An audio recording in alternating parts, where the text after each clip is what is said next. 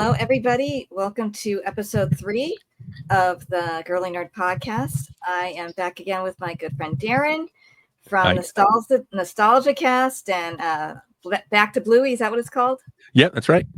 Back to Bluey. And today we are going to be counting down our 5 favorite Amy Adams movies. Mm-hmm. And so before we get into the movies, I'm going to briefly talk about her as an actress.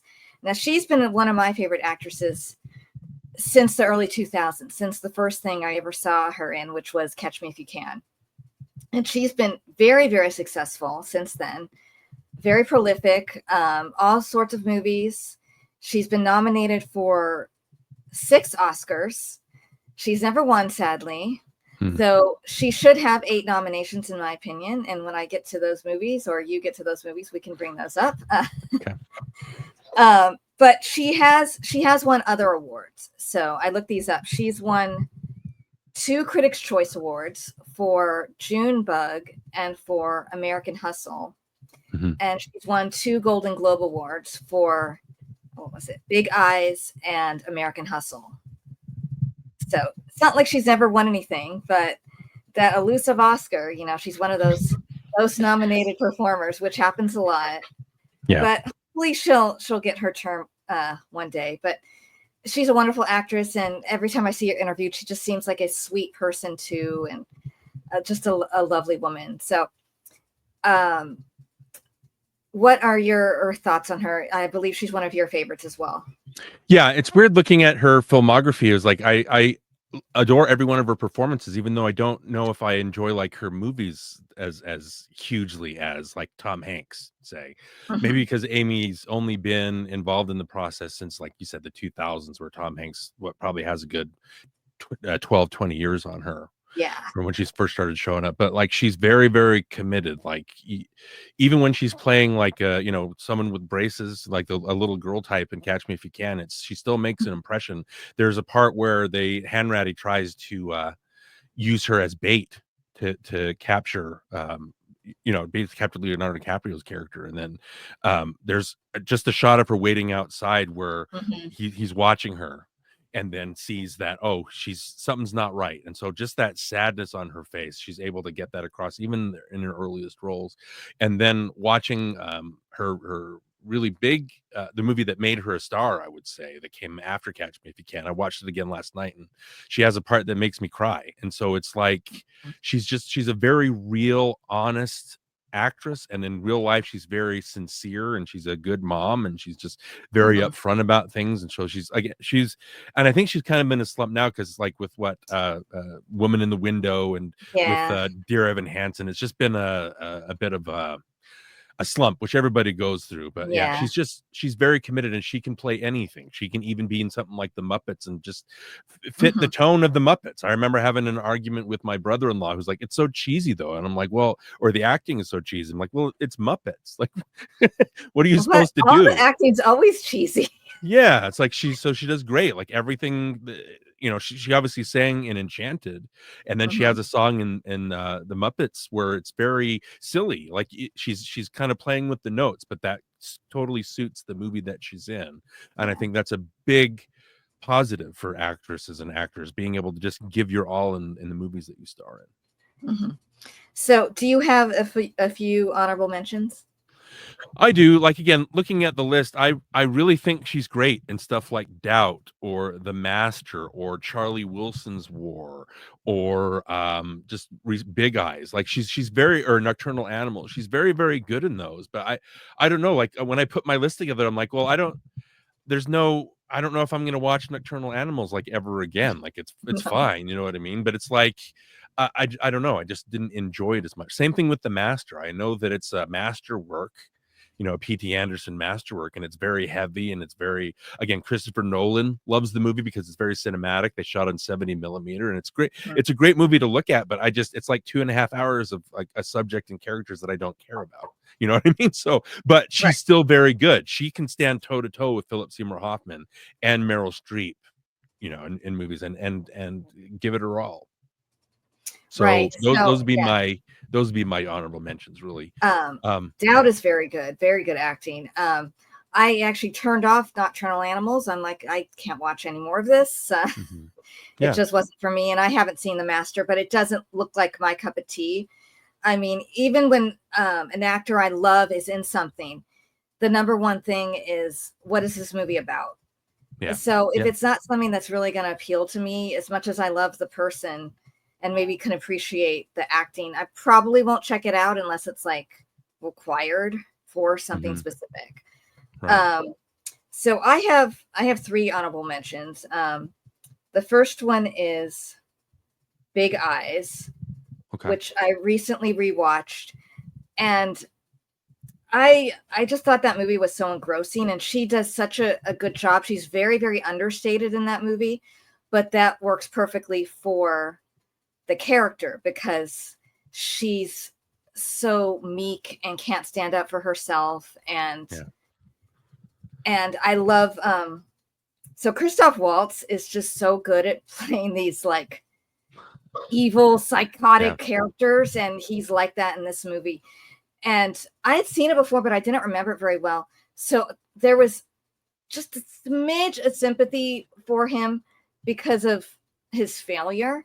And I had forgotten that even that was fake, that he was a complete phony, that he hadn't even done the things he was peddling. So yeah, he's so good in the movie. And I love the ending of that film. It is so satisfying in the courtroom when he's pretending that, he's hurt or something. And she just sits there and does her little, drawing. And that is such an interesting movie to me because I bet a lot of people don't realize that it's Tim Burton that directed that movie, but because it's so not his typical, it's a lot calmer. Yeah. Yeah. And there's a little bit of his, like a slightly of his visual style, I would say a little bit. Not his normal visual style and aesthetic, but a little bit with the color palette and the, the suburban areas and stuff. I would say to people who don't really care for his movies to at least try to watch this one because it's very good. It's written by Scott Alexander and Larry Karaszewski, who wrote Ed Wood for him and who wrote People versus Larry Flint. And so I think that's why he did it. That's another biography from them. And so they're very, very good at writing those kinds of movies. And so I think, yeah, you're right. It's Big Eyes is like I said, I think she's great in it. It just didn't make as much of an impression on me. And you know what I mean? It's a good movie, good quality movie. That's why it's only an honorable mention. Yeah. Right. And then I have American Hustle, which I watched for the first time, very recently. I saw it. Very, very engrossing movie. I really didn't know anything about it except that the time period that it took place in. So I went in pretty much blind, and I think it's so funny that they are con artists, and kind of like in Ocean's 11, where you're like rooting for people who steal from people, but you're kind of rooting for them. Yeah. And I think that obviously the cast is fantastic. Amy Adams and Christian Bale, who's such a chameleon and everything. Bradley Cooper, some of his best work. Jennifer Lawrence is so nuts in that movie, but does such a good job.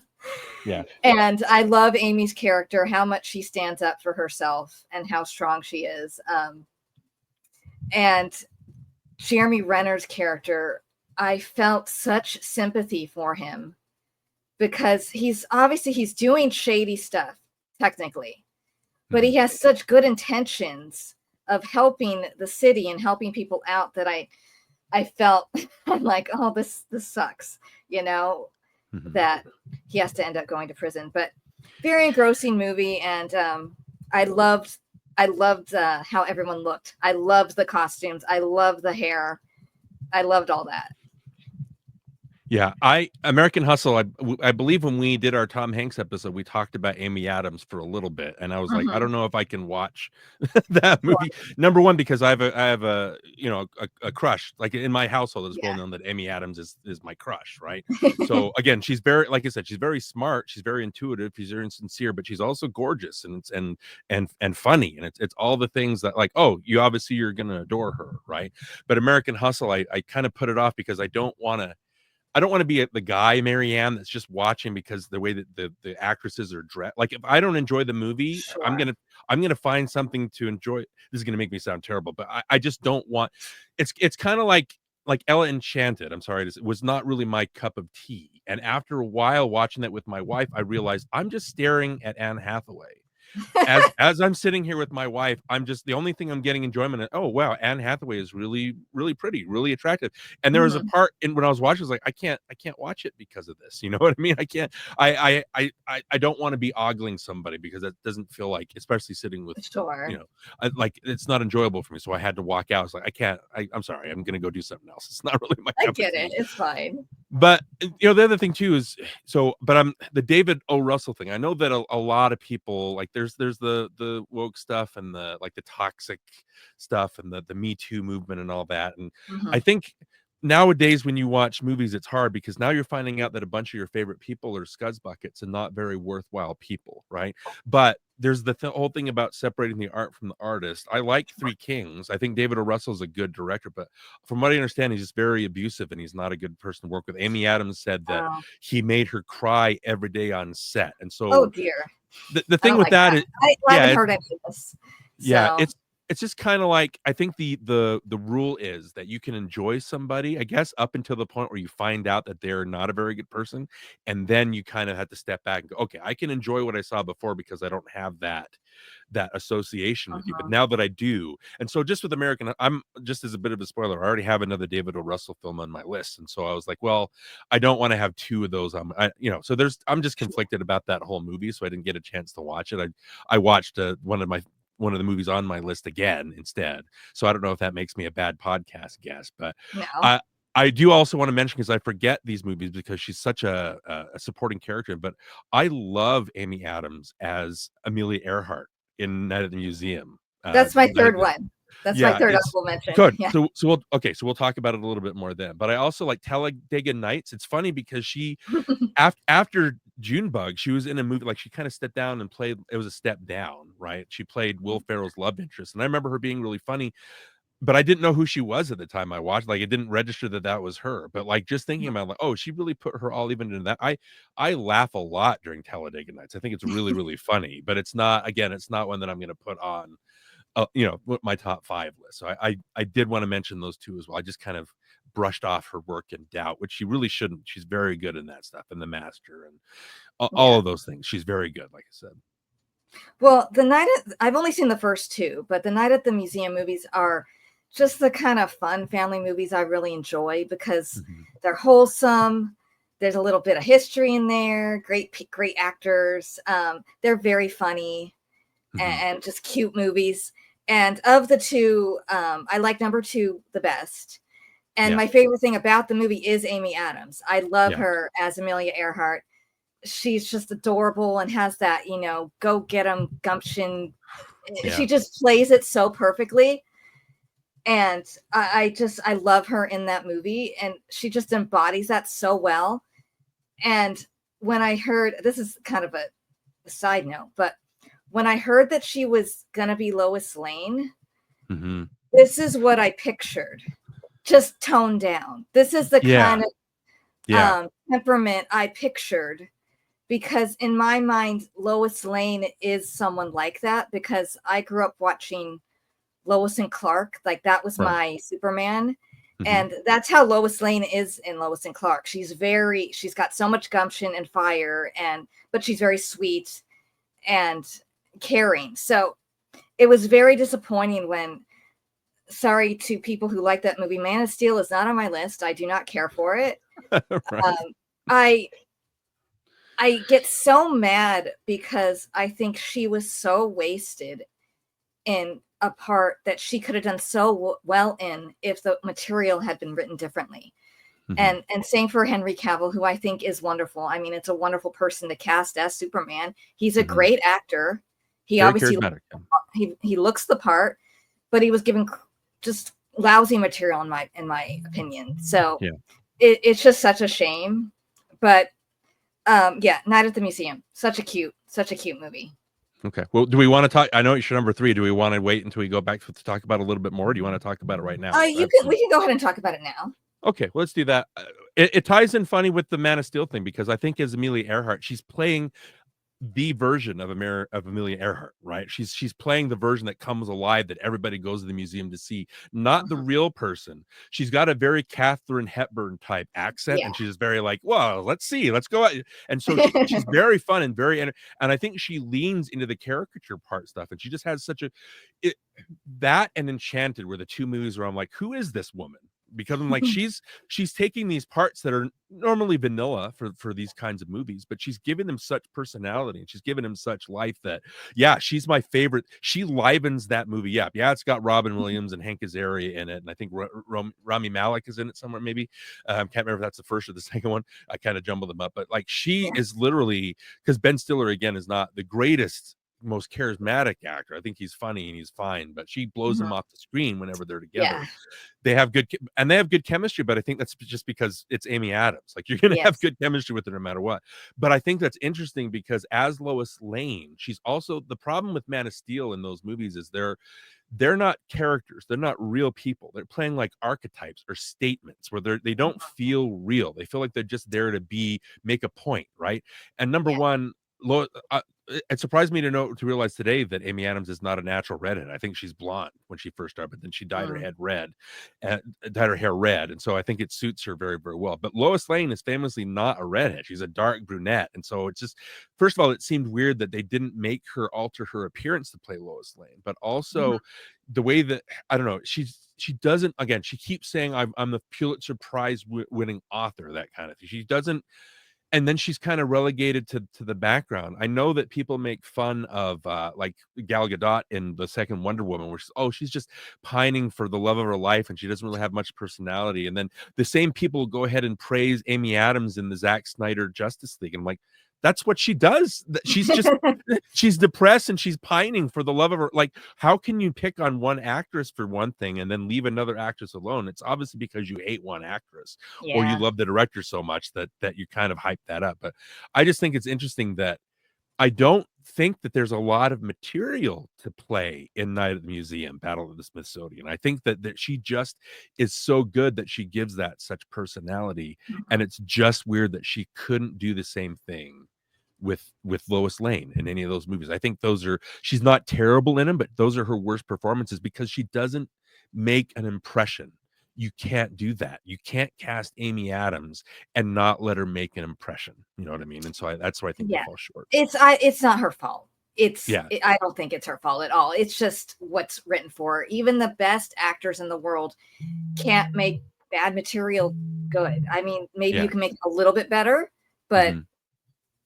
at Yeah. least that's just my opinion. Yeah. Um, so we'll go ahead and what's your number 5? Well, my number 5, again, I feel bad because I said already that she's my favorite actress, but then I don't really enjoy a lot of the movies that she's in as much. So I feel bad because Catch Me If You Can is my number 5. I was looking at the list going, I just really love Okay. that movie. And I know it made my list. I believe it made my list for Tom Hanks. I know that we Yeah. talked about it quite a bit. And so again, just bringing it back, she plays such a mousy little fun character, but like I said, very, very soulful. You can tell that she's not the master of her own life. She's got Martin Sheen obviously as her evangelical dad or whatever, stuff like that. And so she's just kind of, and then again, um, she's just, like I said, she's very beaten down, and she has that part of the airport where you realize that there's just so much soul to her, and Mhm. she's just a pawn. And so Frank, I think, gives her life. And isn't that heartbreaking that this man that finally gives her the attention that she needs turns out to be a fake? And so I think that's just very hard, and it just suits the material very, very well. Obviously, you give her braces, that's gonna make somebody very, very innocent. But I just think that even for a small part, and it's sad that this is not Catch Me If You Can was not the movie that made her a star, because I think it's a very, very good star-making performance. It's just kind of sad that she didn't really take off until like 2 years later. Yeah. So I have Catch Me If You Can on my list at 4. Okay, good. I So, don't feel so bad. because when we talked about it, we really didn't talk about her at all. We just mainly focused on Tom That's Hanks right. and DiCaprio mostly. Um, I I put it on my list. Well, one, because I love that movie. You know, as I said, it's my favorite Spielberg movie. Mhm. And I think even though her part is small, it's such an important character in the film and she makes a strong impression. And yeah, like you said, she's very much an innocent. She's very sweet. She craves that love from her parents. She craves the love. She craves the approval. And when she gets it back, it's it's sweet that she looks so happy, but it's like she only got it back because of him, which makes me angry at them, because this poor thing does not deserve that. And but what I like about her character is the scenes between Frank and her. She's called her name's Brenda, right? Yeah. That even though he's lying to her, technically, those scenes, I feel like he's the most himself. Yeah. She's a kid, and he's a kid, and so you see his youth come out when he's with her. You see his like uncertainty and insecurity and youthfulness and even a little innocence. Like when he first wants to kiss her, you could see that tentativeness on him. He's not confident Frank anymore, who fools everybody. And I really like that. So I just think it gives the movie another layer that I really appreciate. And you really see that it does kind of break his heart when he sees that she's not going to run away with him. And it's like you understand why she just wasn't, assertive enough or strong enough, or and he did lie to her, but obviously it's very heartbreaking, because I think she sees him as an adult, right? I mean, he's a doctor, right? But he's her age. And so the fact that he's so giddy about their makeout session or anything like that, and just they agree to be married and he adopts another role as like a lawyer, right? Because of that. And so he becomes something in her father's eyes. And correct me if I'm wrong, Marianne, but isn't that the first part, or the point in the movie where Frank realizes that his actions are causing other people pain and causing other people trouble? And he's so not thinking about that at all. So it's very, because somebody his age, he's affecting her. And so I think that kind of play, but he has to move on, obviously, because he's being chased. Okay, so my number 5 is The Wedding Date. Okay. And so she's not the lead in that. She's the supporting person in that. But so let me see. Look at this. If I'm being objective, other movies are better made movies than this movie. Bigeyes is a better made movie. American Hustle is obviously a better made movie. But this is favorite movies. Yep. And I love romantic comedies, and this is a sweet movie, and it's just one of those comfort movies for me that I've watched a lot. So that's why I have it. That's why I put it last, because it's not the best movie in the world, but it's one I just happen to really love. I really like I really like Deborah Messing in everything I've seen her in. I think she's fantastic. And I'm a big fan of hers. And fun story, quick fun story. So she did a TV show called The Mysteries of Laura. I don't know if you ever saw that. I think so. Yeah, very vaguely I remember it. Yeah. And I really enjoyed it. So on my website, I had done a like best of the year thing, and I put The Mysteries of Laura on there and like tweeted about it, and she saw it and thanked me. And that being such a big fan of hers, I was just like thrilled about that. But I've always liked her, on Will and Grace, and I was a big fan of that TV show Smash. And I think she's really good in this movie. And I love Dermot Mulroney. He's another great actor, and I really like their chemistry together. It's very sexy, but not like not that overt in its sexiness. It's not like gratuitous or anything, which a lot of like movies now are. Right. But as far as Amy Adams, I like her in this because I think it'd be really easy to just paint her as just this one-note, selfish, bratty villain. And obviously she did do something. So you've seen this movie, right? Yeah, a long time ago, but I've seen it. So obviously she did do something awful. to her sister. But you could see, I rewatched it the other day. She has been living with that guilt for years. Mhm. And when she's had too much to drink, you really see the guilt on her face. And so I think she gives that character a bit more humanity because she's such a good actress. And but I love her chemistry with Jack Davenport. He's someone I adore. He's just such a great actor. He has the most beautiful voice. If I wanted someone to narrate my life, he'd be one I would pick. I love Jack Davenport. Well, he's from Smash 2, right?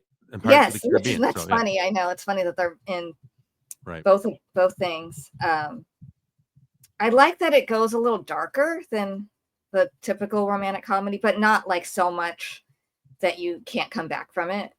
Yeah. I love all the I'm a big fan of films set in England or like the English countryside, and I think the locations are really beautiful.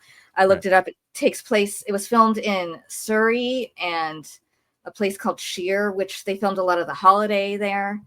Okay. So it's a beautiful, beautiful place. Right. Love the soundtrack. I think it's hilarious how much Michael Bublé is on that soundtrack, that he obviously cut a deal with them. But it doesn't bother me because I love Michael Bublé. But it also has one of my favorite songs from the Corrs called Breathless. I've always loved that song. Wow, the Corrs. I haven't heard that name in forever. Yeah. They kind of fell out off the face of the earth or something, but that song's great. And it also has some really great quotes. I wrote down two specifically. It's interesting. They are both said by Dermot Mulroney's character. So one of them is, he says it to Deborah Messing. He says, "I think I'd miss you even if we'd never met."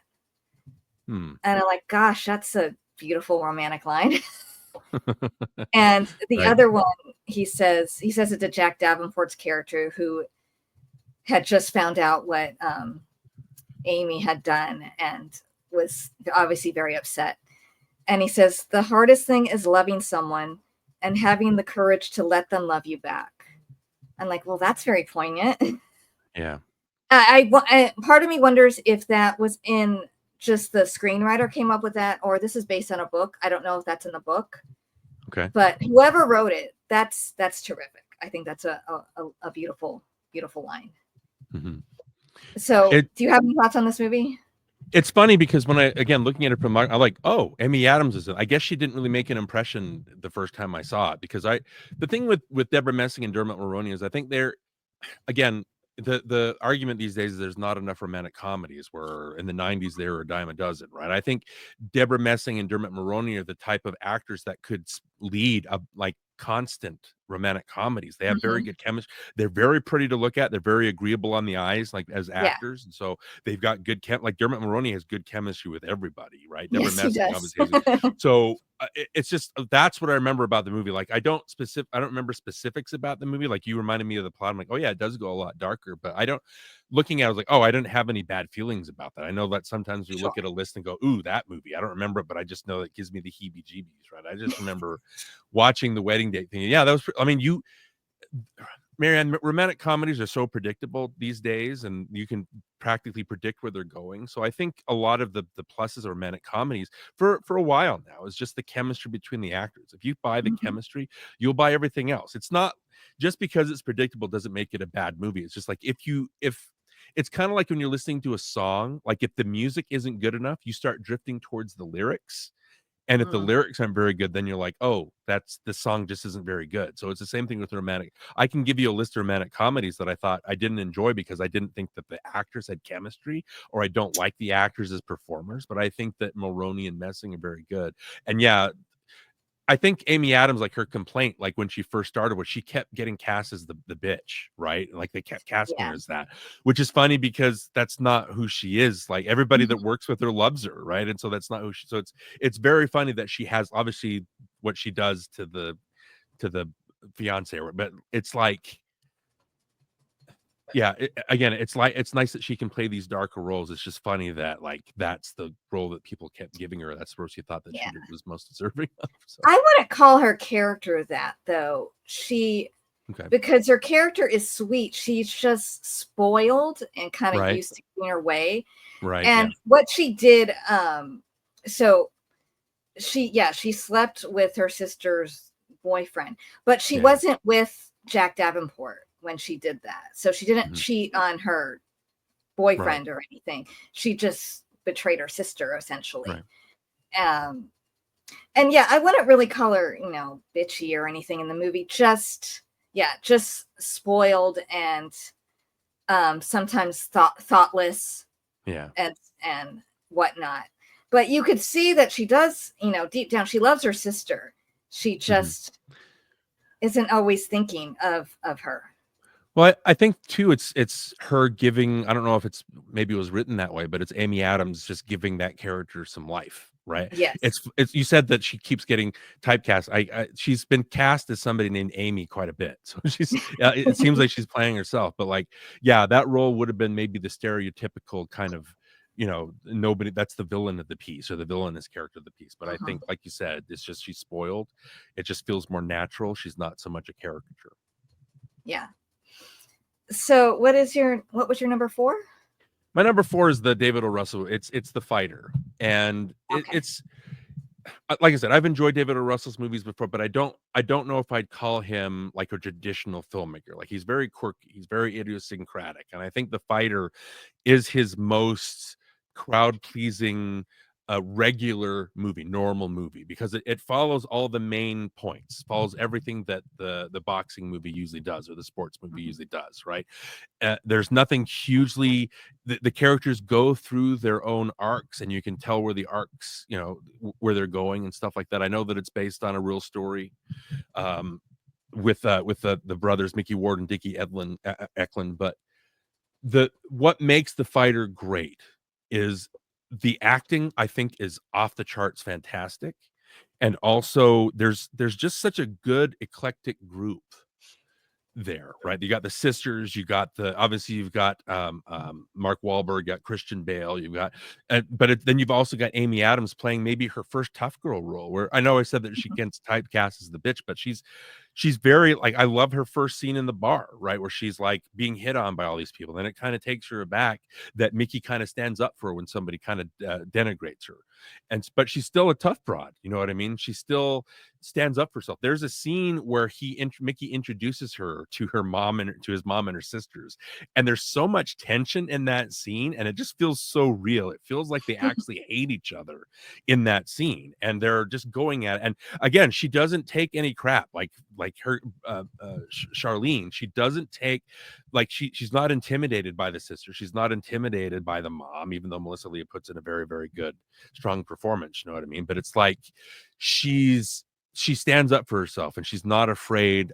Like I said, she's a tough broad in the movie. I just think that it's very fun watching her take this role and obviously swearing like crazy, right? She's like a sailor, but I think she nails it too. And like I said, she's easy on the eyes, and that's how they kind of play her character because obviously she's being hit on a lot of the time. But like I said, she's got so much personality. I just think and it's not really her movie, like I said, it's everybody has their part. I think it's Christian Bale's movie through and through. I think he gives the best performance. Melissa Lea is always very strong. Mhm. Wahlberg does what he does, but like I said, as an ensemble piece, I think it's great. I just think that it's nice that she stands out. I think that I think Melissa Leo won an Oscar and Christian Bale won an Oscar for the movie, and it's very deserving. Christian Bale obviously doing his method actor thing where he looks like he's actually does crack. I don't know, like how devoted is he to his craft? You know what I mean? It looks like he's a crack addict. So I don't know if he put his body in as much danger as he did with the machinist. But again, it's a very impressive Oh, heartfelt performance when they have that documentary and it makes Mickey change, it makes Dickie change, and they go through a sincere change. Christian Bale has that scene, Dickie, where he goes to visit Charlene at her apartment. He's like, look, I know you hate me, but my brother loves you, he needs me, we've got to reach a compromise, right? And she does that without backing down. Charlene sticks to her guns, but she knows that yes, it's all about Mickey. We've got to be there for him, whether whatever's between us, we've got to put that behind him to support him. I just think it's a very sweet, like I said, it's more of a traditional David O. Russell movie, but that's the kind of stuff, like romantic comedy, that's the kind of stuff that really sticks with you. So this is a movie I have not seen, actually. Okay. You might like this. It's yeah, but I want to. very profane. I don't think it was streaming anywhere, and I didn't have time to watch. I rewatched a bunch of movies, so I didn't have time to see if this one was streaming anywhere. So because I haven't seen it, so I have two questions. Mhm. One, so this is a movie that she was nominated in the same category as Melissa Leo, who won. Now, if you were picking, who would you give the award to?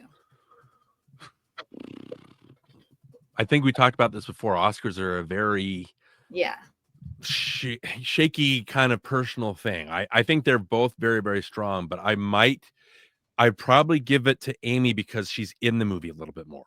I don't know if that makes any sense. Like she has more of a presence where the mom is just there. I don't want to, I'm not trying to denigrate Melissa Leo's performance at all. She's very, very strong. She's obviously, she caters to Dickie, even though he's a screw up, even though he's never done anything wrong in his life, everything right in his life. He's always making the wrong choices, even as Mickey's rising as a boxer.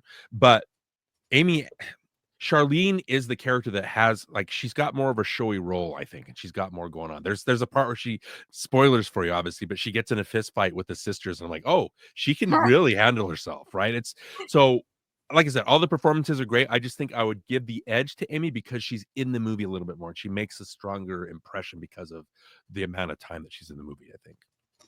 And so, which movie came first, this movie or American Hustle? This movie came first. Okay. So obviously, maybe she had a better experience on this movie. Otherwise, she wouldn't have made a second one with him.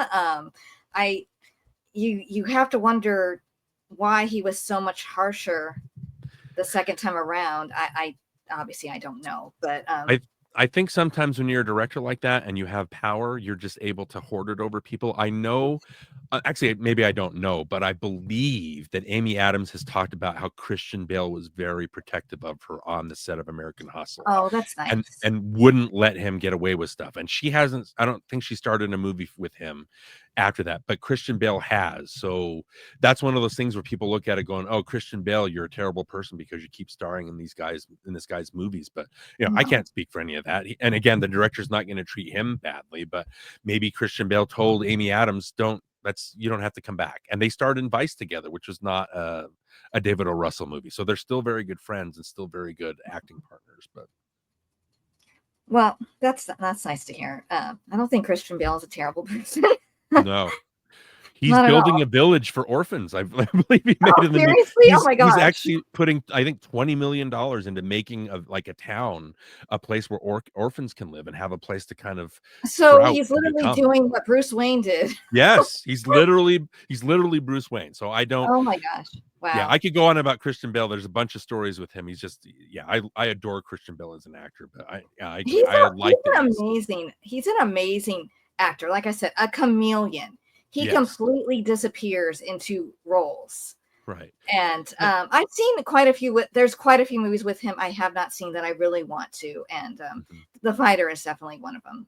Yeah, you'll really like him in this. I know that you call him a chameleon, and I know I say that Amy Adams can play anything. Like Amy Adams will not be the person that like makes herself like so skinny, like she's skin and bone. Like she won't do the method acting kind of thing that Christian Bale does, obviously. But they're both very good chameleons in their own right because they can do whatever they want, unless you're Lois Lane. Yeah. So let's see. My number 4 was Catch Me If You Can. So then what's your number 3? My number 3, holy cow, I have to go back to it's Enchanted. Okay. It's funny because Enchanted is not a movie that I expected to love as much as I did. And I love it for 3 things. I love it because obviously Alan Menken, it feels very Disney, but in live action, you have the animated stuff. But first of all, I love Patrick Dempsey. Here's the part, the song, How Does She Know? And just the way, or when they're sitting at dinner and like she gets the free apple and he's like, why does people keep giving you free stuff? And like in the How Does She Know, he keeps doing things that I know some people will say it's a detriment to the movie, but he keeps reacting. Like, how do you know this song? How does everybody know this song? Where he's reacting to, yeah, how am I suddenly in a Disney cartoon? And it makes the moments that he does that very, very funny, and it sells those. So it helps you believe in the goofiness of the singing. I don't know. It's very contradictory. I don't know. He just sells those lines very, very well. I think he's very, very funny and pulls that off. But again, I think this is the movie after Night at the Museum, obviously, where I was watching Amy Adams going, this woman is incredible. Again, this is not the type of movie that you would watch and go, this is Oscar bait movie, right? And I don't know if Marianne, if they shot this in sequential order, but the way that Amy Adams plays Giselle as a cartoon and gradually over the course of the movie becomes an elegant, real life human being, it is amazing. It's an amazing performance, and it doesn't get talked about enough from that perspective. I 100% agree. So we're going to go ahead and talk about it. Enchanted is my number one. Okay. I adore this movie. I think it's my favorite performance from her. Like you said, she totally commits to this part. It's not an Oscar bait movie, but I think she should have been nominated. Absolutely. Yes. Yeah.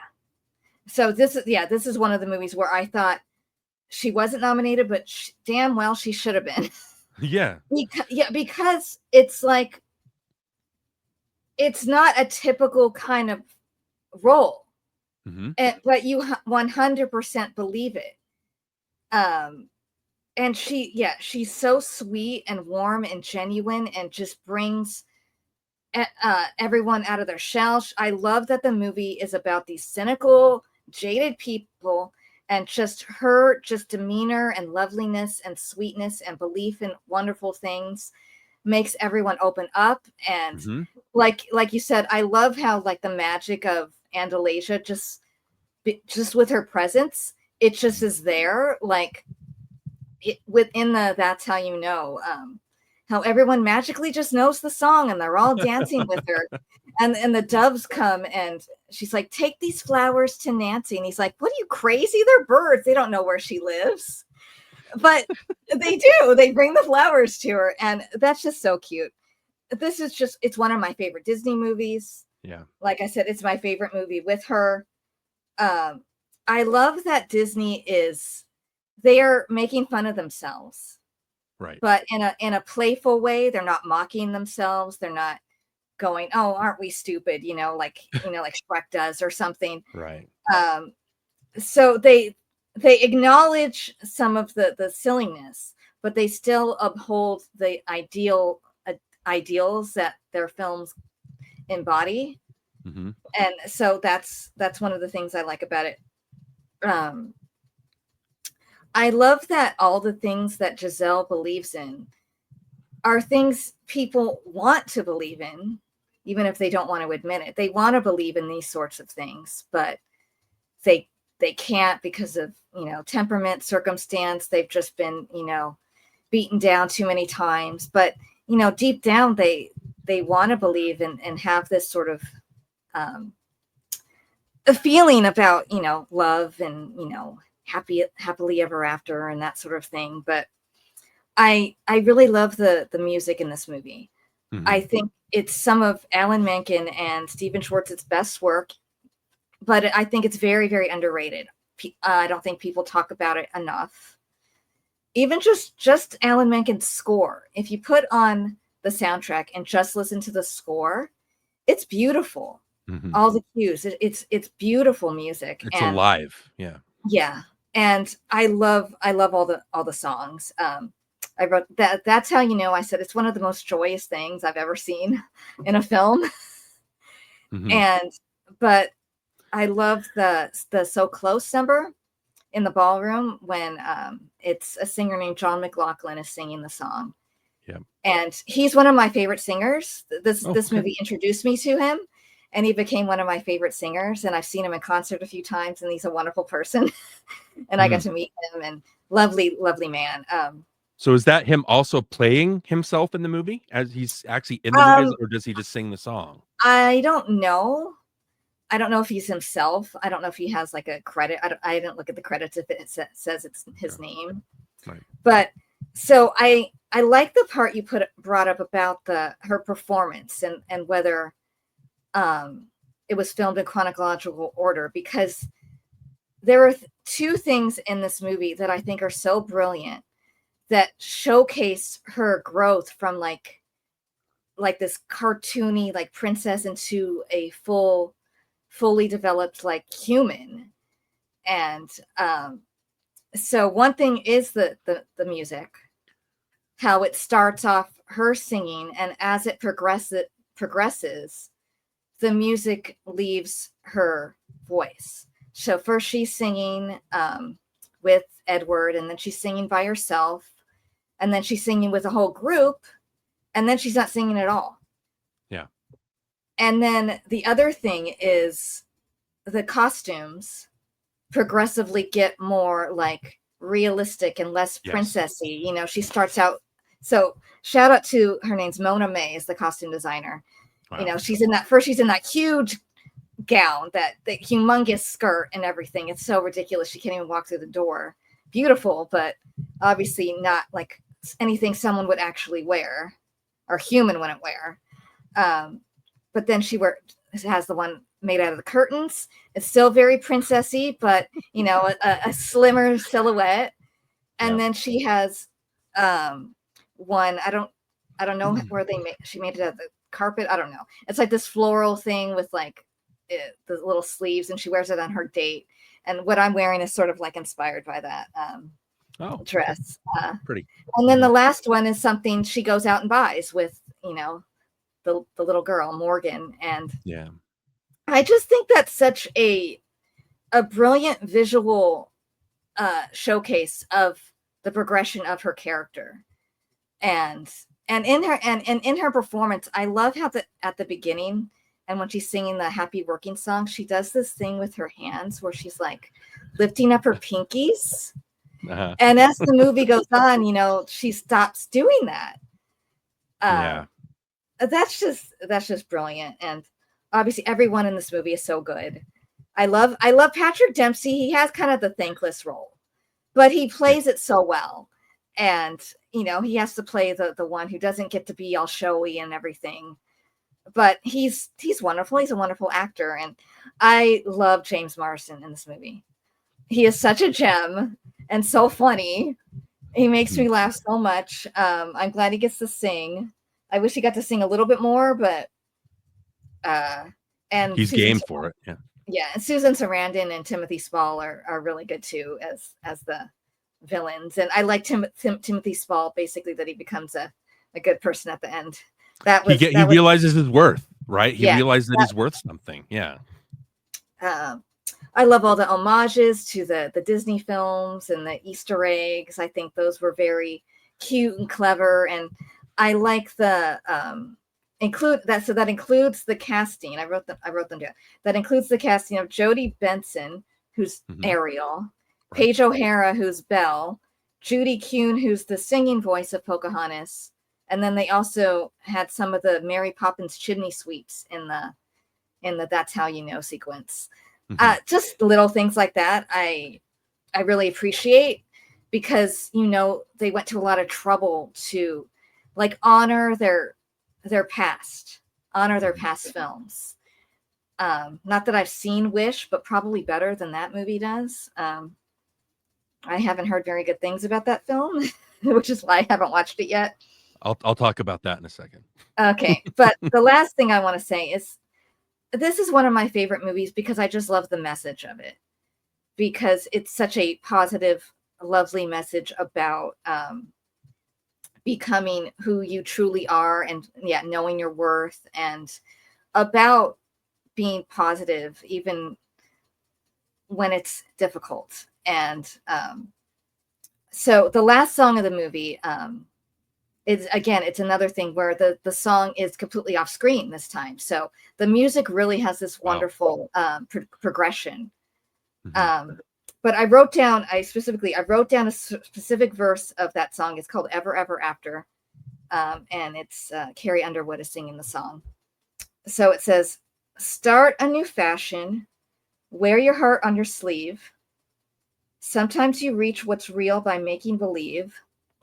Unafraid, unashamed, there is joy to be claimed in this world. You might even wind up being glad to be you. And I think that's such a beautiful message to, be happy with who you are, and don't let life get you down too much, and believe in that something wonderful can happen to you, and that you could find love or happiness, or whatever happiness is for you. So that's why I love this movie. Well, I'm glad it's your number one, and I'm also glad this is why I love having conversations with you, because I did not realize until just that the music also takes part. It becomes more realistic. It becomes less diegetic, right, as it goes, because that's, the music in Disney cartoons is very part of their existence and is part of their everyday life, right? So again, thank you for pointing that out. That just makes the movie, it improves the movie by, I already love it, but it improves the movie even more than I already had it. So you said a couple of things that I thought were really interesting. Number one, you said Shrek and, kind of being ashamed, that kind of thing. But I think this is really Disney's Shrek, but it's more of a sincere. It pokes fun as the whole studio legacy, right? It has the same kind of humor. Like I said, Patrick Dempsey has those moments where it makes me believe in the world and enjoy the world anymore, because I know that the filmmakers understand that they know how corny and silly it is, and they're playing into it, and they're not shying away from it. But even at the end, like he keeps saying, like, I don't sing, and then he sings, right? He's like you said, he becomes more of a prince to her because he actually sings to her. So he becomes, and I love what you said about how she touches all these people and makes these people believe, to the point where Idina Menzel doesn't even mind that she's taking the love of her life away. She's like, she's lovable enough. Go ahead. Like, I can't really argue with you. Like, she's great, right? But the James Marsden obviously doing, I think he's got the patented role of the third wheel, where he's obviously the guy that gets cucked, and like he never wins. Like after this and X-Men and Superman Returns, I feel bad for him. I think 27 Dresses. He gets the girl in that movie. Okay, so that I'm happy for him there. The like you said, the music is, I love how, again, knowing it is the happy working song, how Giselle is singing about like, even though you're vermin, and she's talking about cleaning the toilets, and it ends with the part where I think the bird eats the cockroach, the pigeon. It's so funny. And again, it's one of those things where like I said, there is a criticism of movies like this where, like, well, you're not taking it sincerely enough. You're like poking fun at yourself. That's the only way you think that it can exist, right? But for me, I'm like, they know that this stuff is silly. They know that. I love the part where Giselle falls into the prince's lap, and he's like, "What is your name?" Like, Giselle, like, "We shall be married in the morning." And it plays into all of that. I think and the animation at the beginning is gorgeous. I think, like you said, the costume when Giselle shows up in that white dress, it looks like a cartoon dress come to life. It does. Right. And I love the way, again, she plays it so flighty, but there's that humanness that keeps coming into her performance when she has that argument with Robert the first time, and she does a thing where she's like, yeah, like she points out, like, he keeps saying no. It's very funny. I think this is the movie where I fell in love with her, because it has her nose scrunch, like her patented nose scrunch. This is where I noticed it for the first time, and she does it like during How Does She Know? There's a part where you're right, the whole song builds, and it's so big, and it's a big production. There's a part where it just cuts to her really quick, and she's got her hands on her hips, and she's doing something with her head, and she's just very happy. I'm like, oh, she's adorable. But there's also the part where they're at dinner, and like, oh, this is a date. Like, oh no, it's not a date. But then Robert's doing a thing where he's pulling something out of her ear, and she does something that I think is maybe the most adorable thing I've ever seen an actress do, where she's literally amazed that something is falling out of her ear, and she does something with her ear, and I'm like, oh my gosh, she is so adorable. Like, but like we've talked about, she plays it adorable because she's a cartoon, but then she literally becomes elegant and sexy at the end, where she's an actual human being, where she goes and saves him, right? I think the last thing that I wanted to say about this is, I'm glad you haven't seen Wish yet. They were really building Wish to be, oh, this is the celebratory version. This is the Disney movie that's going to have everything that you love about Disney in it. And it is absolutely not. They shy away from so much stuff. They don't dramatize the main characters' problems at the beginning. So when they start talking about their problems, you're like, I don't know what you're talking about or why I should be rooting for you. I think that Enchanted would have been a better version of that, to be, oh, this is the movie that's celebrating the Disney legacy, because like you said, they've got Paige O'Hara, they've got Judy Kuhn, they've got Jodie Benson, they're making fun of all the Disney stuff, and I just think that this would have been a much better version of that, because it's a part of the fabric of the movie, Marianne, but it's more than that. It's like you said, it's about finding your worth, and every character finds that. Even the prince does. Edward does. Yeah. He finds his own worth. So it's not just about the jokey jokes, which a lot of like Shrek is. It's got that, and it's funny, and that's what makes me love it. But then it's also a very sincere story on top of that, and it's just a very well made movie. Yep. So I'm going to go ahead and go to my number 3. Okay. Even though I just talked a lot. No, you're fine. I like hearing you talk. My number 3 is Leap Year. So another romantic comedy. Mm-hmm. This is one of my top favorite romantic comedies. It has kind of so it's not as good as it, but it has a lot of similarities to It Happened One Night with the Frank Capra movie, which was like the blueprint for any future rom-com that came after it, basically. Yeah. It has one of the things I love about it, it's humorous, because it's like they took a book of romantic tropes and just like checked off a whole bunch. Okay, this is going to be in it, and this is going to be in it, and this is going to be in it, because there is a whole lot of tropes in this movie. But that's kind of why I like it, because it's done well. So our mutual friend Rachel, I saw her talk about this earlier. They were talking about something else, but they were talking about people want originality, but do they really want originality, or do they want familiarity wrapped in a different package? Yeah. And that's like a perfect example of what this movie is. There's nothing necessarily new or groundbreaking in it, but I love its package and the way it's made. So I really love her in it, and I love Matthew Good. Even though his accent is not the best, he doesn't have the best Irish accent, but he's a great actor, and I always love him in everything I see him in. And I really like their banter, that, the enemies to lovers sort of thing, or people call it like grumpy sunshine kind of trope, where he is he's so grumpy. And she's not like the epitome of sunshine, but she's definitely a lot happier and nicer and upbeat. Mm-hmm. But she's a little bit kooky in the movie. Yeah.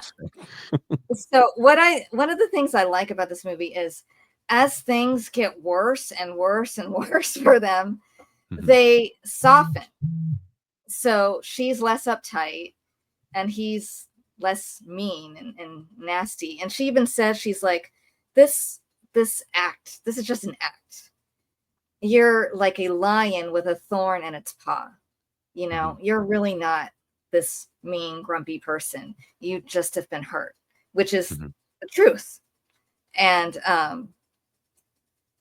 one of the good things about certain rom-coms is they get to film in these beautiful places. And Ireland is obviously so beautiful. I would love to go there someday. And they have beautiful photography in this movie of Ireland and the Irish countryside. And I love the Irishness of it, with all the supporting people. They're little quirky characters at the bed and breakfast, and the old men who are always saying like, no, it's bad luck to, start a journey, on this day. And a black cat walked by you. You can't do this now. And just cute little things. I love, I love things like that. And this is the kind of movie that I think, if you haven't seen it and you like Hallmark movies, watch this. I think it, no shade to Hallmark movies, but I think this is better than a Hallmark movie. Obviously, better production value, really good acting. And it's, though those movies are I love a lot of them, but they're very G-rated. So this one it's rated PG. So it doesn't have a lot of edge, but it is more, adult, Yeah. See her in underwear and stuff. So it's not vanilla or anything, but what did I write down? Oh, I love the score. The score. It's about the composer is named Randy Edelman, and Yes. it's a lovely, lovely, beautiful score, and that's one I listen to a lot when I'm working, and it has great humor. I love the running joke about calling her suitcase Louie, and and when she's talking about her job, that she stages homes and apartments and brings everything in, and he's like, well, you leave everything there. Well, no, I take it away. And he's like, well, you're a con artist. I'm like, I get, she kind of is, but not. And yeah, I really think the character that Adam Scott plays is very interesting, because he's not a bad guy.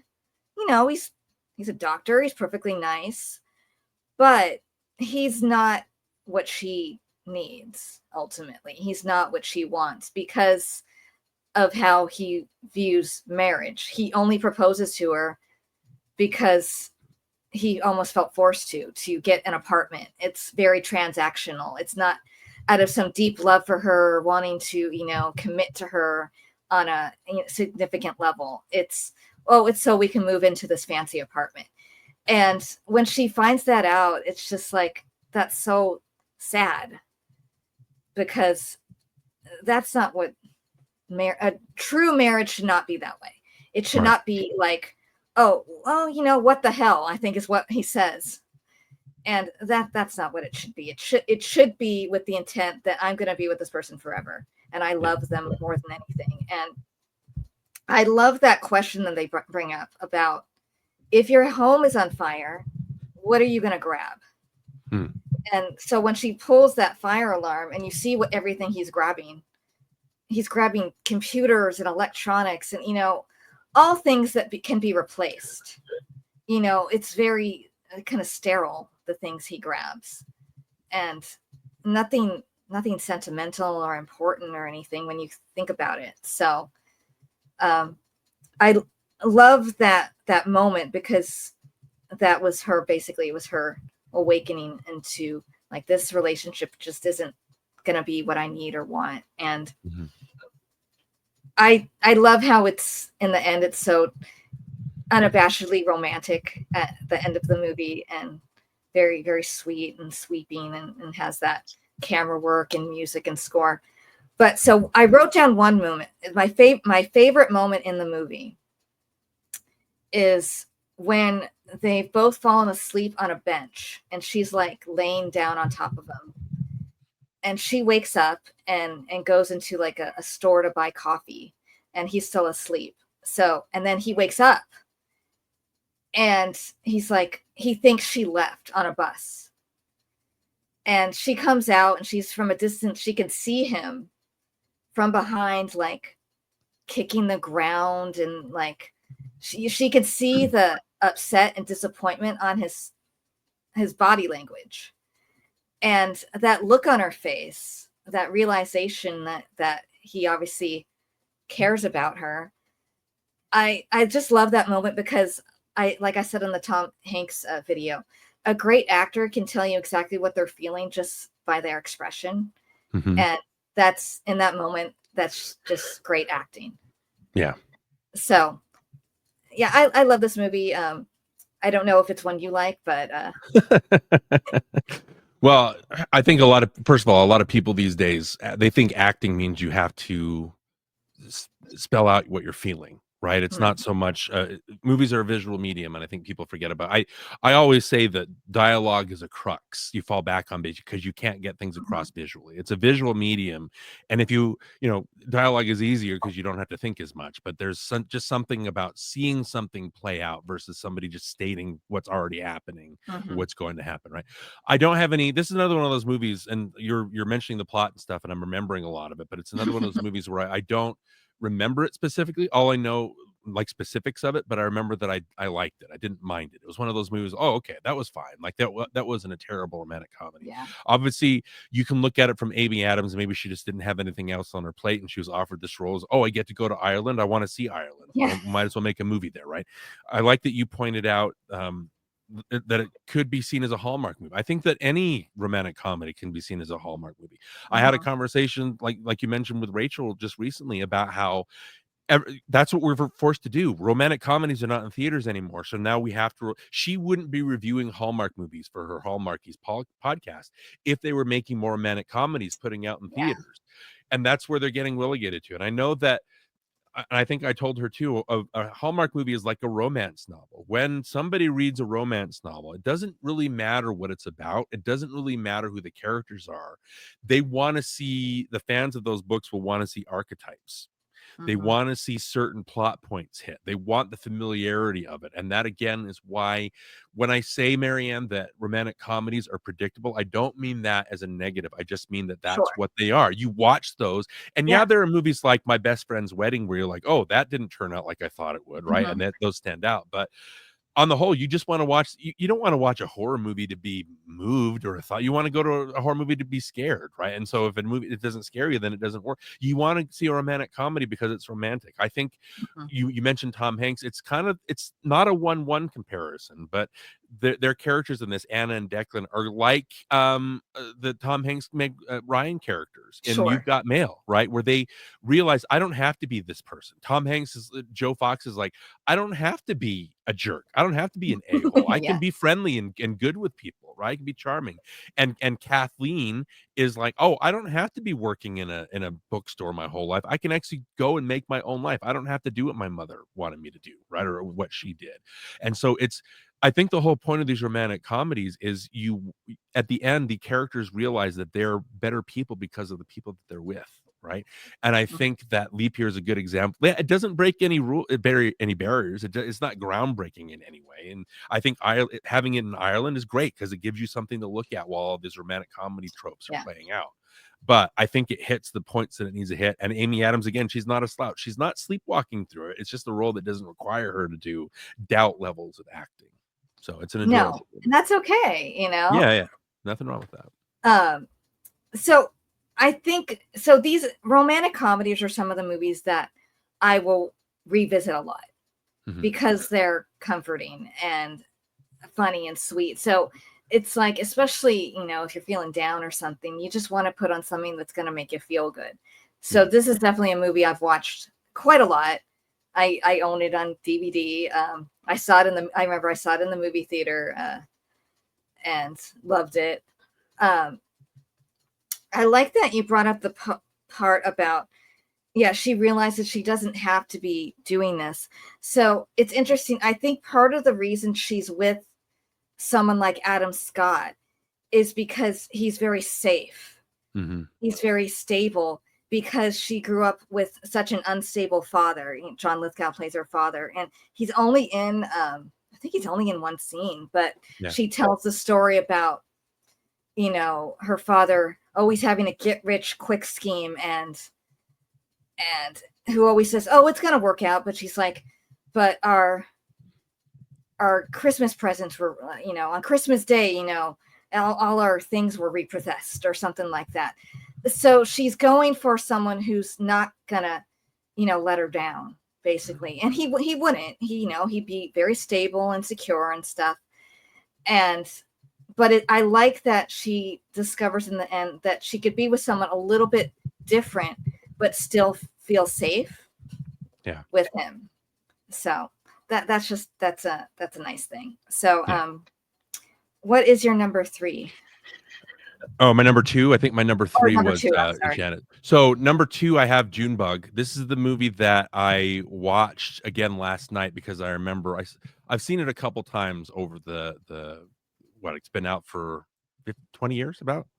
Anyway, so I've seen it off and on, and I was like, I do remember. I don't know where it would place really when I was putting together my list, and so I wanted to watch it again. And so I think about 1:00 last night I started it again because it's just 2 hours, right? But Junebug is one of those movies where it's the kind of movie where first of all, have you seen Junebug? I saw it once a long time ago, and no offense, I didn't like it. Okay. The only thing I liked in it was her character, but one character doesn't make a movie. So right. So what was it feels like a very Sundance movie. You go to see these, like, it's a quirky movie, it's independent. Again, it was made for $1 million, or it was less than $1 million, something Oh like wow. that. This was the movie. Again, she was in Catch Me If You Can, and then had a year where she didn't have any work, and then starred in this.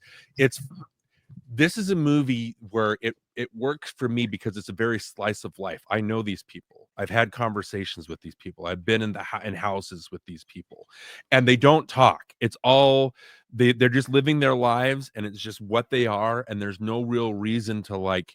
It's so funny because nobody talks. Like, you don't. The Alessandro Nivola character, the main guy, he doesn't.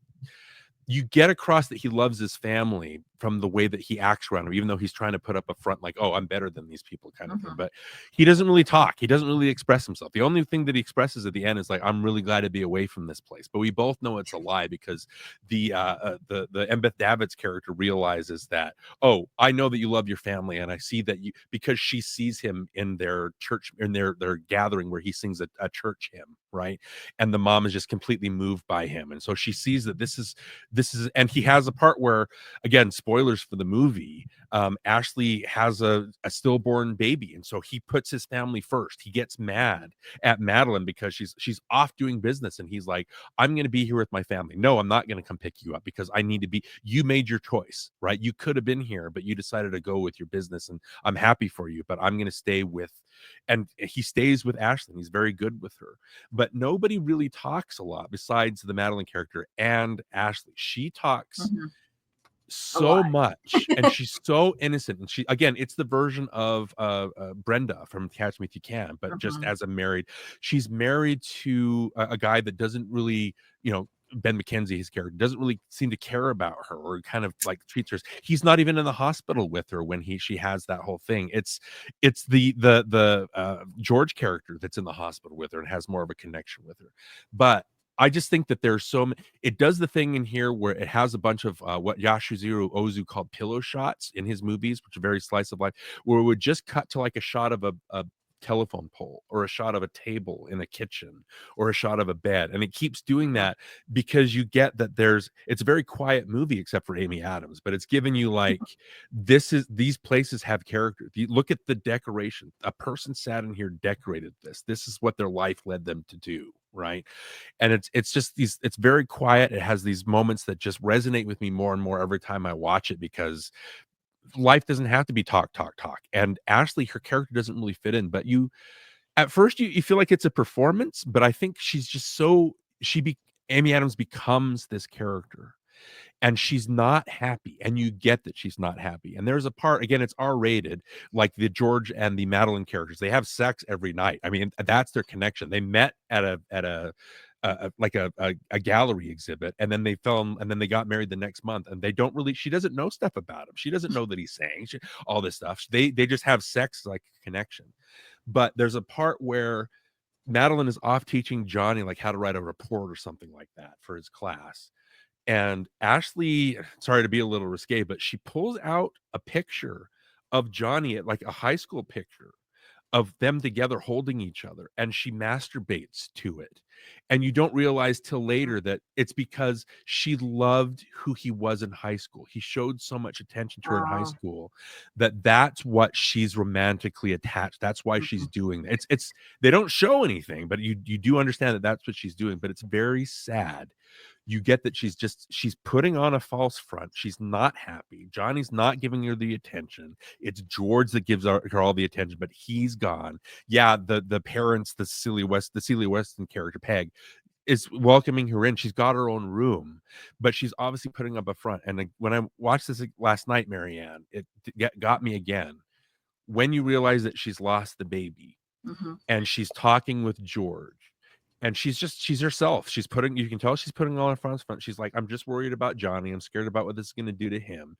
And then she has a moment where it's not my fault, right? It's not my fault. And she starts breaking down, Mhm. just sobbing hysterical. And I started crying because her performance, number one, is so sincere, but also she's put on this fault front for this own, and she's so excited. And she has this moment where she's like, I put in all this work and it was all for nothing.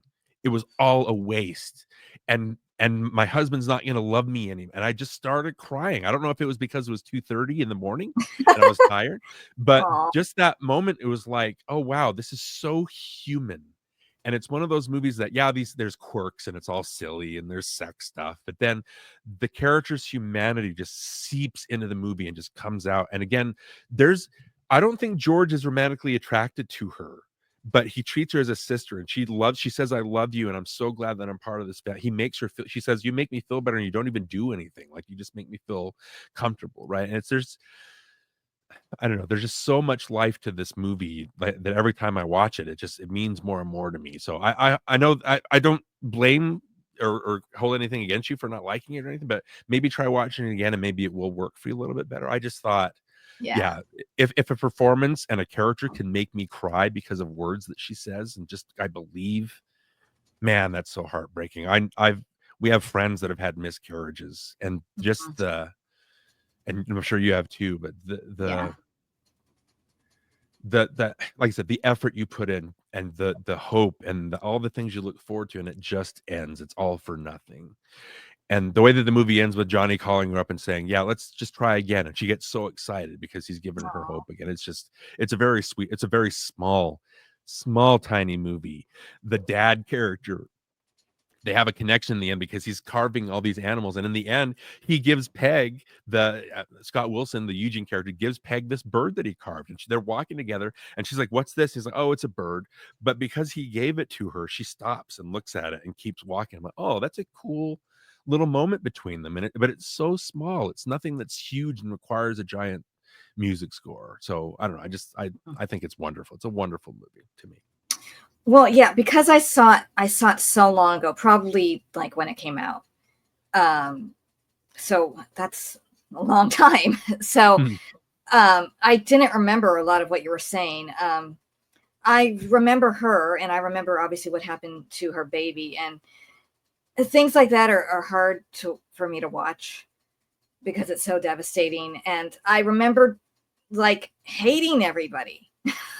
Yeah. Like hating these characters and not liking them except her. And I think that's, if I'm remembering, that's why I didn't like the film. She's the only person that talks. She says what she feels. Yeah. It's funny that the two that are playing a married couple played brother and sister in Mansfield Park. I find that really funny. Yeah. I mean, that's a fun fact and a little weird. But it is something if I one day had the time and I found it streaming, I might revisit it because I'm a different person than I was 20 years ago. So I might look at it differently. Yeah, please, if you do, let me know what you feel, how you think about it. So I'd love to hear. It is though. It's sad. It makes me upset. So for her, I'm like, I remember being angry on her behalf. Like, she deserves better than who she's married to and whatnot.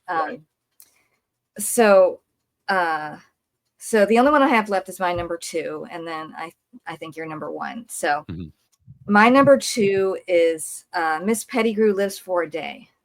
Okay. Now, have you seen this movie? I haven't. I feel, just another aside, I was looking, I've had life stuff going on, and I know you and I have chatted about it, and I was looking at these movies going, I'm not prepared. There are so many movies in here that I wish I could watch so I could have a better understanding of, because like I keep saying, is like, do I not enjoy her movies? But there's a few that I haven't seen in here that I don't know if I can make that judgment. So this is a movie I was like, oh, I wish I could have seen this, and Sunshine Cleaning are the two that I'm like, oh, I wish I could have seen. I watched that too, and it's okay. It's okay, but I didn't put it on my list. But I'm going to talk a lot about this movie. But yeah, please watch it. Okay. Because it's one of those. It's a little movie that a lot of people don't know. But it's fantastic for what it is. So I call it pink champagne perfection. That's my description of the movie. I think the only people who probably know it and have seen it are diehard fans of either Amy Adams, Frances McDormand, who plays Miss Pettigrew, or Lee Pace, who's in the film. So well, haven't I seen this? yeah, I'm surprised, but this movie deserves so much praise for its structure, its style, its music, its story, its heart. I mean, I might be overselling it a little bit because I love it so much, but so it takes place all in a single day. Okay. And it may seem unbelievable that the amount of stuff that happens within a day and the amount of ways things can change or a person can change, but that's kind of the magic of the movie, that these characters go through these whole arcs and stuff, and it's really wonderful. I think this may be the prettiest, or at least the most glamorous, I've ever seen Amy Adams in a film. Oh, okay.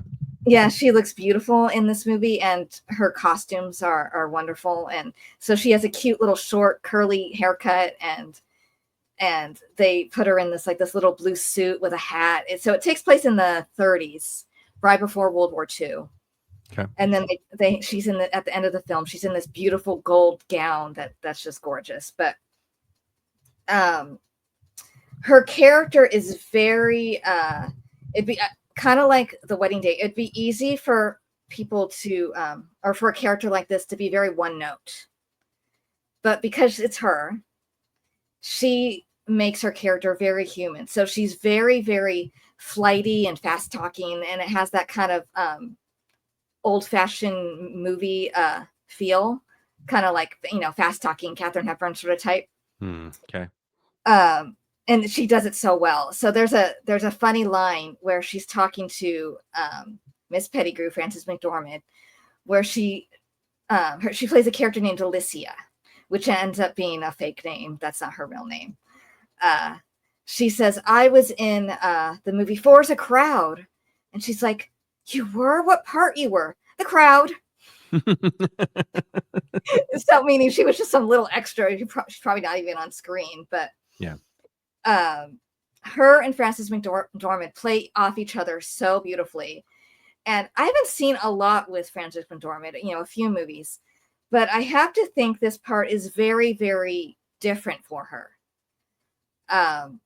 I don't think she's played many characters like this, and she's wonderful in everything she does. She's a wonderful actress, and I like her character starts off. So she gets fired, and she was like a governess, and she goes to the employment agency, and she's very kind of dowdy, and doesn't spruce herself up or anything like that. And the employment agency says, "We don't have anything for you." And she's like, "What am I supposed to do?" She has no money or anything. So she steals someone else's job. So she takes the role as social secretary, is the name of it, for Amy Adams' character. She finds a card on the desk and basically steals the job from someone else. But they develop such a sweet relationship, and Delicia is basically like juggling 3 different men. Okay. And she has to decide what she really wants. And she, Miss Pettigrew, she brings her down to reality. She lives in like La La Land kind of. And but what's sweet is Miss Pettigrew's character gets, without spoiling it, she gets this very sweet, arc and happy end. And they give her they buy her a new dress and do her hair, and she's like, "I've never looked so beautiful in my life." And she develops this really sweet relationship with a character played by Carrie Hines, who's really good. And but I'm surprised you haven't seen this, because Lee Pace is in it, and I know we both love Pushing Daisies. Yes. This was made, so Pushing Daisies was on from 2007 to 2009, and this movie came out in 2008.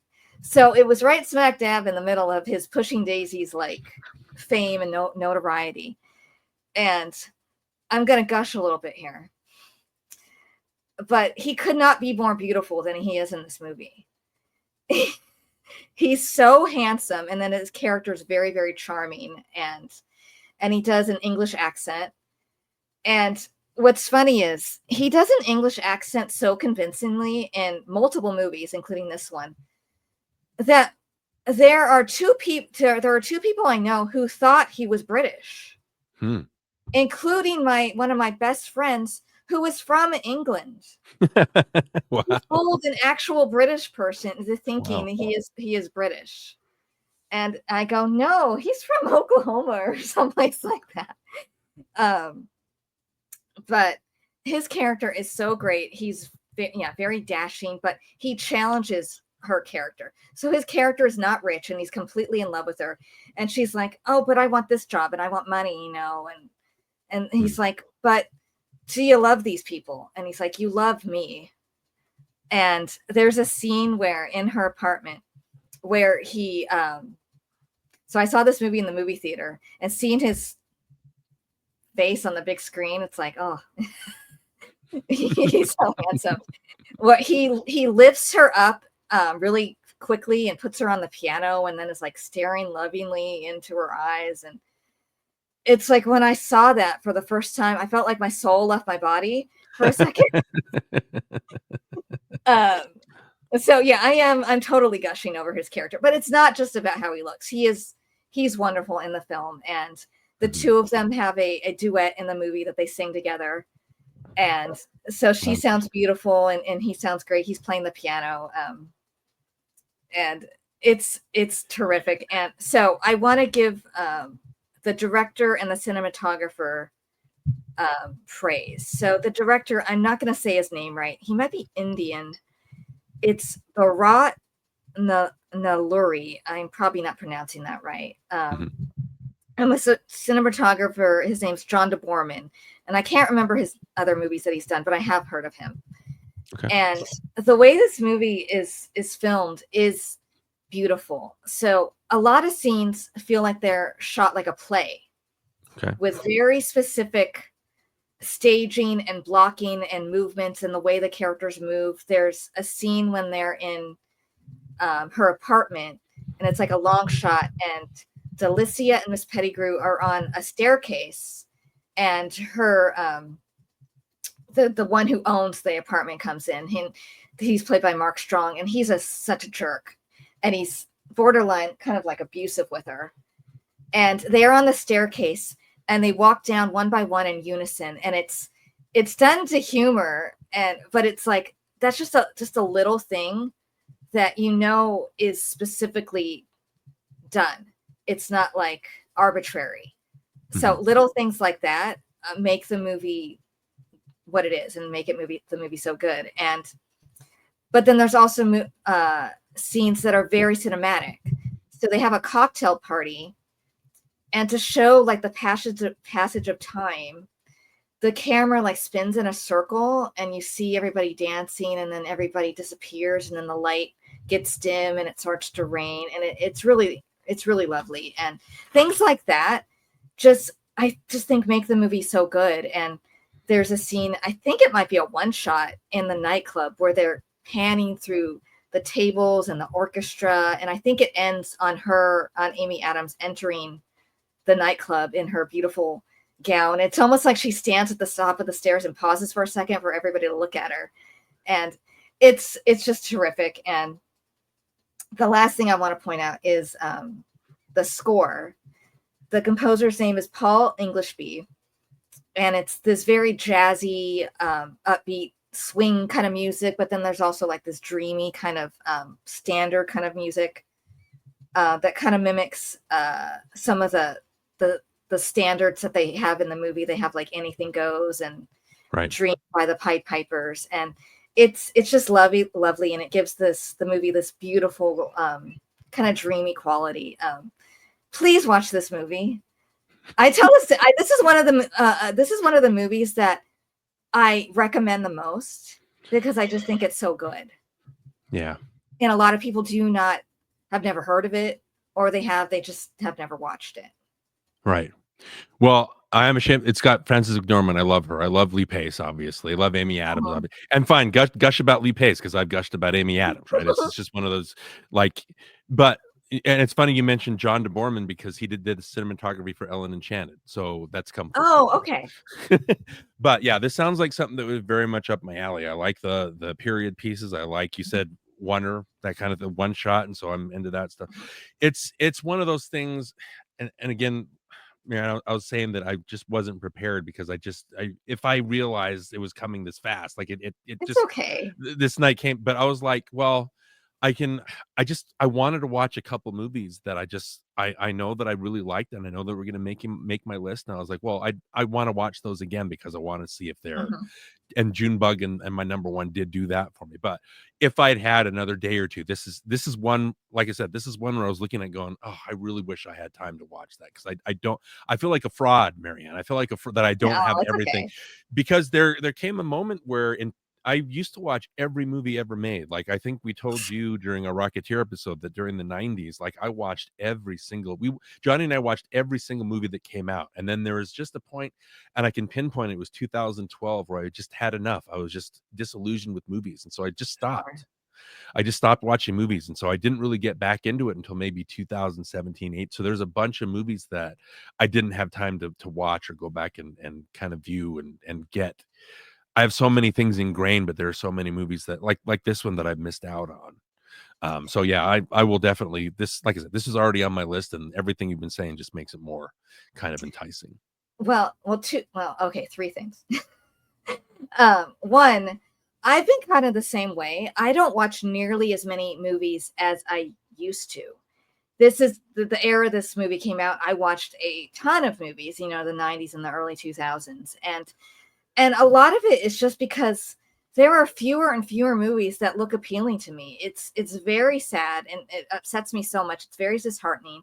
I feel like they don't make as many movies that are just like feel good or sweet or something, and they all have to be gritty or dark, and everyone's just not likable. And I'm like, it's okay to have movies like that, but you need a mix of films. You need to have films that's or a spectrum of different types of movies. And I don't feel like that's the case. It's like each year, it's like, how many movies have I seen? 3, 4, and how many did I like of those? So I feel like sometimes, like, I was trying to be, a movie journalist, a film journalist, and I am to a degree, but so much of what I write is not, I don't write anything hardly ever about anything new. It's all about older movies. All my lists and stuff were all about movies that came out a long time ago. So, and it's upsetting and disappointing that there are so few movies I want to watch. And I do have a broader taste than I used to. There are movies that, 15, 20 years ago, I probably never would have watched. But so that is good. But so, and the other two things, well, one, there is a really funny, talking about Lee Pace again, there is a really funny behind the scenes tidbit that when he was on set, Amy Adams repeatedly got so distracted by him because he's so good looking. Mm-hmm. And she's like, can he leave? He's distracting me too much. I'm like, that's hilarious. And I totally get it. I probably would have been distracted by him too. And they have really wonderful, wonderful chemistry. And I got to see him in person for a Pushing Daisies panel. And yeah, he's just as handsome in person. So I was like 6 feet away from him. So, oh boy. Okay. Yeah. And the girl next to me, I mean, I was keeping it together, but the girl next to me was hilarious. She was like literally like swooning. It was hilarious. But the other thing I want to point out about this movie, it's not about Amy Adams' character. It's about Frances McDormand and Carrie Hines, because they're older. So they play characters who lived through World War I. Well, everyone else was either not born or, they're too young to remember. And that the imminent threat of the war is like an underlying theme of the movie, and how everyone's just sort of laughing it off. And at one point, he's like, they don't remember, do they? And she's like, no. So that it just gives the movie like this gravitas. So it's not just like a cutesy little comedy. There's also, serious bits about it. And that make it good. So Okay. yeah. It's on my list. It just Okay. moved up. So there's only your number one left. I hope it's the movie that I think it is. Okay. Because... Well, I hope it is too. Well, we talked about, I think I tweeted something, we were tweeting back and forth that during our Tom Hanks episode that, sorry, Forrest Gump is not on our list. Like if we were to do favorite performances, sure, Forrest Gump would be on there. I think Tom Hanks is great, but movie I'm not such a big fan of. I think it's interesting that my number one movie is also has my favorite performance of hers in it, and it's Arrival from 2016. Okay. So again, this is a movie that Dennis Villeneuve is interesting because I think his movies are basically like this, and Blade Runner and Dune are basically the same. It's the same kind of, there's long, lugubrious shots where there's no dialogue. It's all visual. It's got, and this one doesn't have I think it's Johan Johansson, but Hans Zimmer, like it has that. It's weird that Hans Zimmer won the Oscar for Dune because I can't pick out a tune. Like, I don't know. It's just noise. It's ambient noise. And I wasn't impressed with Dune. It was fine. And it was a good version of that book, but I've just never been a fan of Dune. And it didn't make me more of a fan. So, and it's fine. It does a good job. But Arrival is a movie that it just pulls me in, and it engrosses me, even though it's the same kind of tone. And I think it's because I love the idea that the movie's about communication, and how communication and language is not just a linear thing. Like she meets the Louise character meets these aliens. And first of all, it's not just about finding out she says, we've got to say hi. We've got to figure out who they are first. And that's how we can make a connection. And again, about communication. The whole movie is about how we talk to each other. The aliens, kind of a spoiler, the heptapods, they don't view life as linear. They see everything, and so they're able to see the future, the past, everything kind of organizes. I love the idea that it starts off, and again, I'm sorry for people that haven't seen the movie, I'm going to spoil it for you, but it starts off with her losing her daughter. And because I think Amy Adams is so good in this, because she plays everything in her face, and it's not so much dialogue. It's the look in her eyes. There's the sadness of her losing her daughter. And just because she's lonely and she doesn't have connections, you feel like, oh, she's sad because she lost her daughter. Right. But that's not it. It's just, it's such a masterfully crafted performance, because it doesn't cheat. That's just the way that she is. And her daughter gives her life. Right. And Hannah makes her live in a way. But I love that you don't see the aliens. Everything is done from the perspective of how we would react. You don't see the aliens for the longest time. She has in her house, again, with communication, it's one giant window. What do? We look and we see through windows, right? When she goes and meets the aliens for the first time, they have to pass through this field of fog. Again, fog blurs communication. When she meets the aliens, and what a trippy sequence. I wrote down in my notes, I'm like, I love that this feels so alien when they get on that ship. It feels weird how gravity is affected, and you can sense from the breathing and the way that they're moving. It's so strange. But then when they see the aliens, it's all foggy. It's through glass. Again, there's that great, again, communication, right?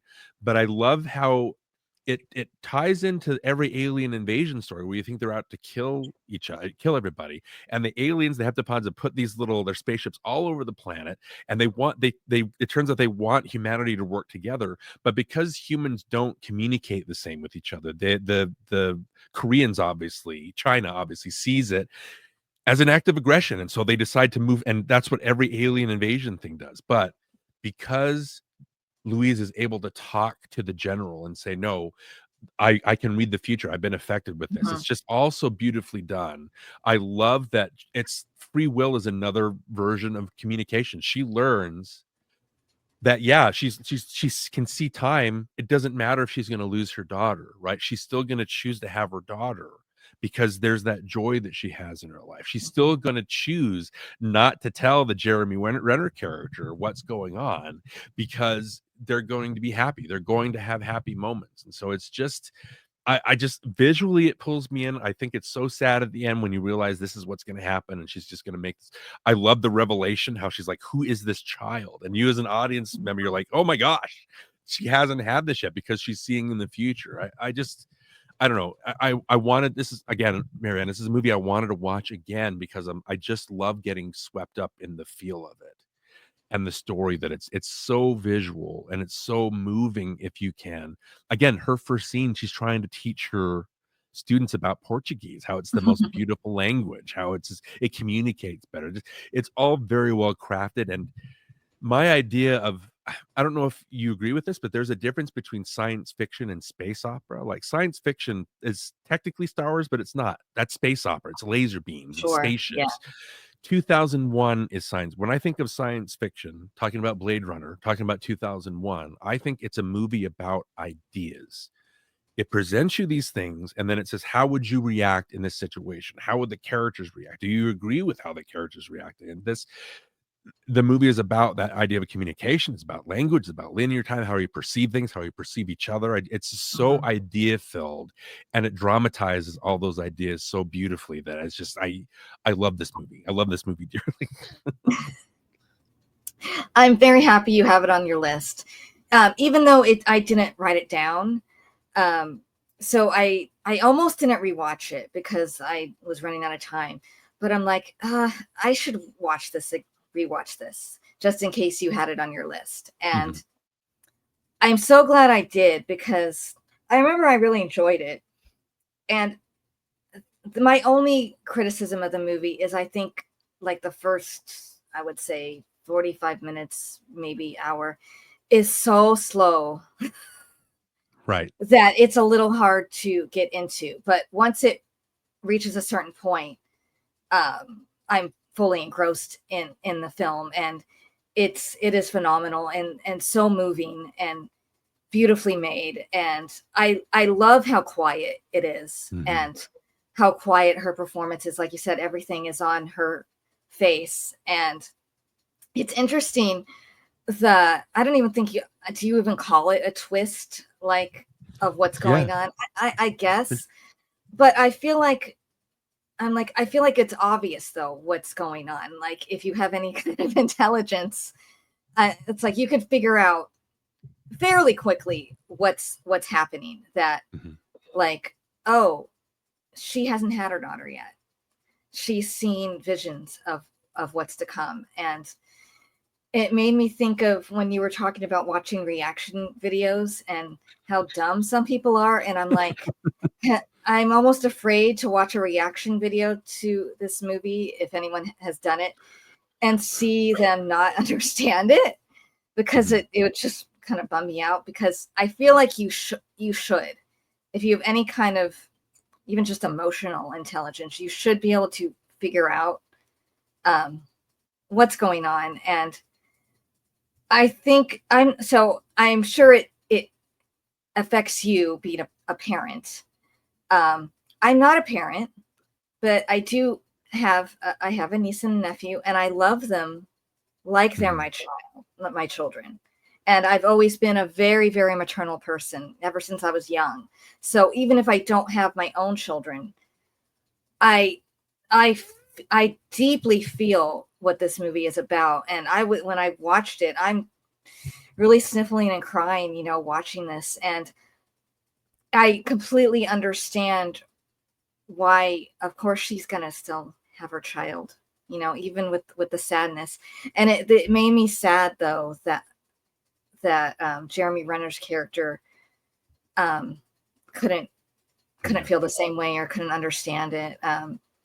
He's a wonderful actor and person. I love him. It's like he's a real life hero, who literally died and came back to life.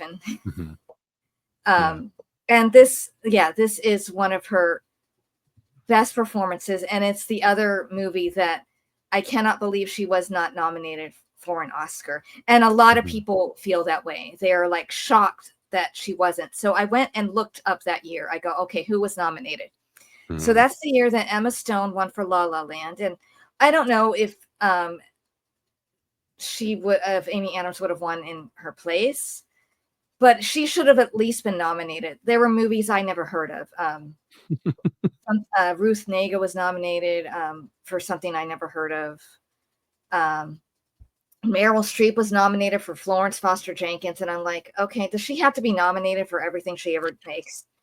No, Meryl Streep is in her contract. Is an amazing actress, but she doesn't have to be nominated for every freaking movie she's in.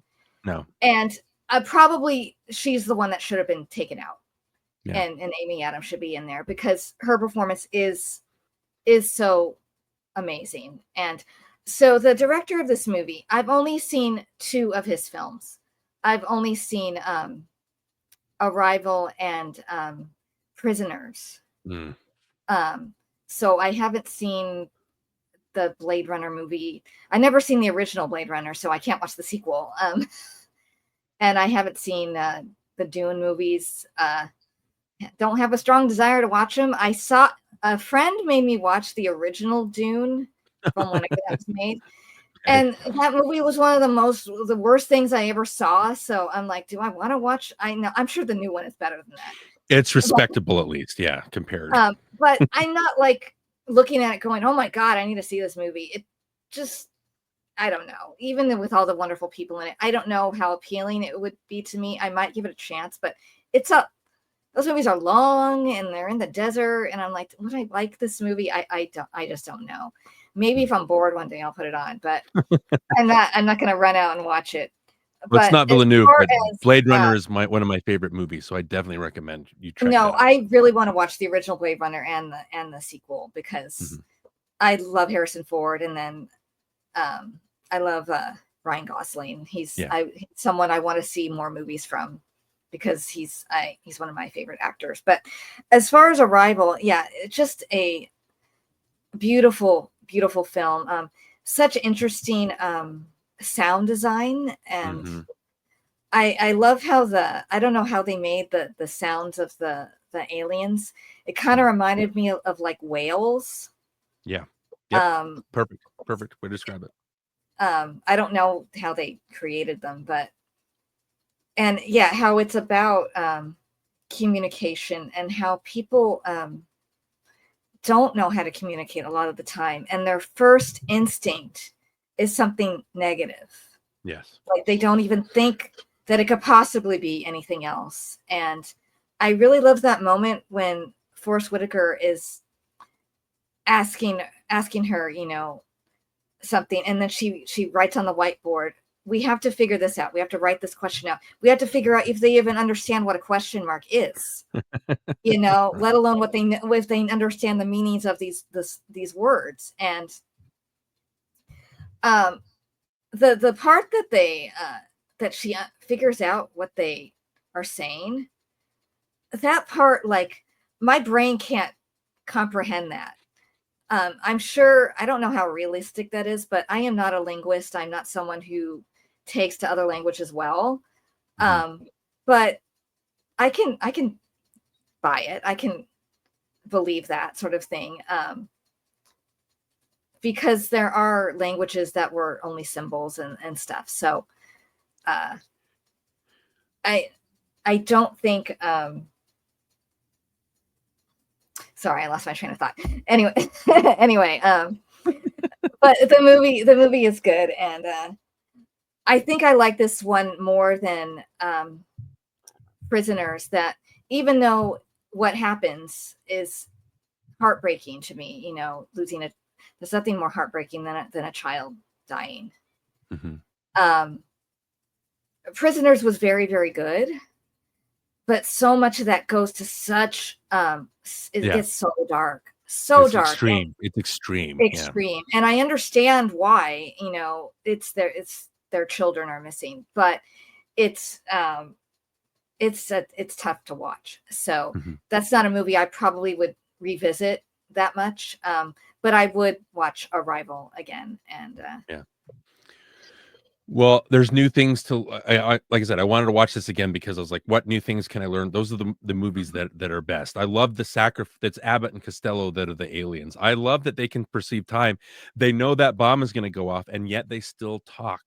They still try to communicate because they know that's what's important. It doesn't matter that one of us isn't going to make it, right? It's we've got to be able to get. I love that because it does the nonlinear time and it sees in the future.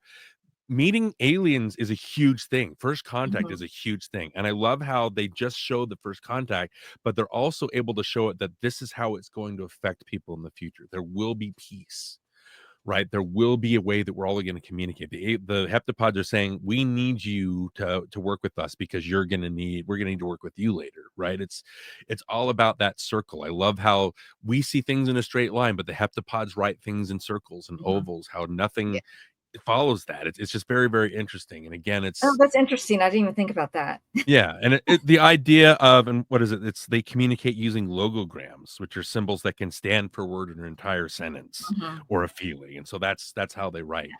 But what's heartbreaking is just if you know your future, would you change it? And I think that's because she decides, no, I'm going to love this girl, I'm going to adore her, and so that's what it's going to be hard, but. And I think part of it is that the Ian character, the Renner character, is like he feels violated because she didn't tell him. But there's nothing sadder. I love how the daughter says, Hannah says, he doesn't look at me the same. And it's like, I know, that breaks my heart. Yeah, it's just but it's the decisions. It's the communication breakdown. It's all because of that. It's just I can think nonstop about this movie and just find new things to be fascinated by. So it's just wonderful. It is a beautiful film. Would you say that's this director's best movie? Yes, I think so. This is the one that I've revisited them. I think this is it's not a lot. It's my third time. But again, we're talking Dune are like 3-hour movies. So that's going to be, and like Prisoners is, like you said, it's admirable. And there are things in there like, yeah, I think I would do that as a parent. You know what I mean? I would go to those things. Sicario is very well regarded. Blade Runner, like I said, Incendies, his first one is great. But Arrival is the one that just kind of speaks to me. Like I said, it's the same tonally and it feels the same as Dune. It's very drawn out. I know you say the first 45, and I agree with you, first 45 minutes are tough to get through, but when I look at it, I wouldn't change any of it. I wouldn't make it faster. I think it kind of suits the tone that it's going for. Yeah. This is the one that just speaks to me, and it's the easiest to watch because it's just kind of like an ambient kind of feeling. I don't have to worry about my kids wandering into the room while Hugh Jackman is trying to bash somebody's fingers in. You know what I mean? Yeah. There's a difference. Well, part of the issue of I watched it and it had ads a lot. So that was the only way it was available for me to watch. So I want to watch it again, without that. And that will probably help. Yeah, without being interrupted. With the flow of the movie, when you're constantly being interrupted. Unfortunately, so lots of things a lot of my streaming things I have ad lists, but this was on Pluto, so there's quite a lot of ads on Pluto. But I wanted to rewatch it because I'm like, I bet you this movie's on his list. So I'm like, I'm really glad I did it. And I'm so glad you had it as your number one. So I got to talk about it too, because it's a wonderful movie. I'm glad you have Enchanted as your number one, because I was like, great. I knew you can't talk Amy Adams knowing you and knowing me and not have Enchanted on our list. So I'm glad that's a very good choice for number one. It's very, very almost a perfect movie. I don't know if there's such a thing as a perfect movie, but yeah, that might count. I think so. I mean, I call certain movies perfect. That's near perfect. I'm very generous though with like reviews and ratings. Like if you look at my letterbox, I'll give a lot of movies 5 stars and or 4 stars or 4.5 stars, and movies that people go, why are you giving them that such high of a rating? I'm like, because I want to. Yeah. Because that's how I feel about it. Yeah. Yeah. Like I gave Enchanted and Miss Pettigrew Lives for a Day 5 stars. I just think they're that good. And good. But so that's it. I hope we didn't go quite as long, thankfully. A little bit longer than my last episode, but that's okay. Yeah. I hope everyone enjoyed this video and talking about Amy Adams. She's a wonderful actress and deserves all the love in the world because she's like a sweet person in real life too. And thank you for being my guest again so fast. I'm sure I'll have you on again soon. We'll figure out. Please do. Yes. We'll figure out another topic for you to come on. But I hope everyone enjoyed listening to this. Like I said, and I hope you have a beautiful morning, evening, whenever you're listening or watching this. Thank you so much and take care. Bye.